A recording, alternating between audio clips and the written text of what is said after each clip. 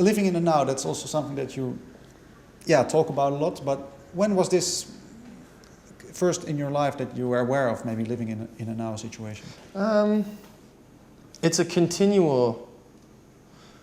I'm reminded of it every day because I think a lot about the future and worry a lot about the future and uphold the past.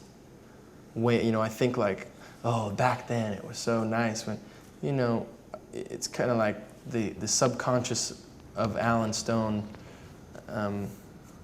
just releases all the bad things and forgets about them as to maintain this happiness.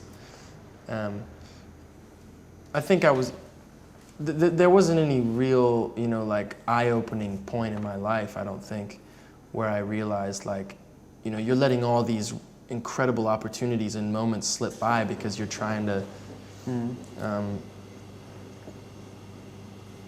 live in the future or live outside of what's right here in front of you. But it's a constant,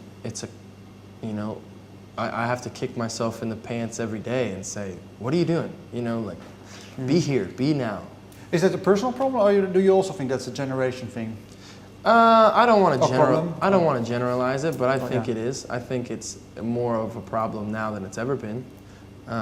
It's a problem that I have, though. It's a big problem with me.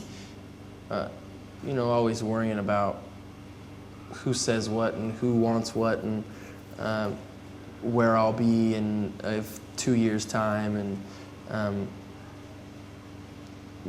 it's never, not never, but I don't think it's as positive and progressive as we think it is to live outside of 2 weeks. Maybe you're right. Well, because I was wondering, I read in another interview that you sometimes have problems, I'm not sure how it's now, with finishing songs. And maybe writing a song comes from focusing on a certain thing you're doing. Yeah. Is that something that can be related to this? Yeah, I think potentially why I said that maybe was because I've been on the road so long. I've been literally touring. And this sounds crazy. I was at lunch yesterday. I looked through my calendar from January 1st of 2012 to now, and I've been home 17 days, period. In the whole year I've been in Seattle, my home. I come up with ideas everywhere, but it's hard for me to get motivated to finish a song when I don't have a full canvas, which is a studio in front of me, to finish it. And so I lose that motivation a little bit, I think, when I'm writing on the road, as differently towards writing when I'm in a studio. What have you learned? Yeah, you've learned, of course, this, but what was your emotion, or what did you feel when you look at your agenda and you came to the conclusion that you were only 70 days at home? Was it something that, is this a nice thing? I mean, it has maybe two sides to it, but does it mean that you long back to be home for a longer time, or? No, it does. I definitely need some time when in January I'll have a little bit of time at home. What needs to happen, for me, looking back on that, I'm very proud of it. I'm very proud that I've been able to do that and still maintain my sanity. And I'm very proud that I've been able to do it and still enjoy the people around me, that I've been traveling with for the last year and a half of my life.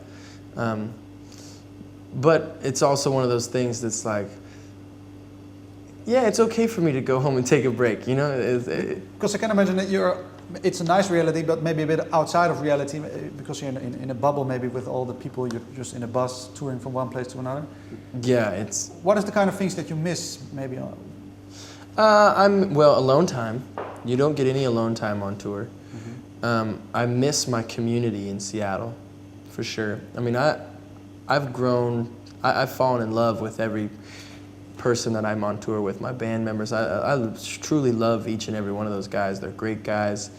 My tour manager is one of my best friends. But when you work with those people, it's like you go, say you work at a coffee shop. You don't go in and work for 7 hours at the coffee shop and then go have a sleepover in your studio apartment with the 8 other people that work at that coffee shop for a year straight.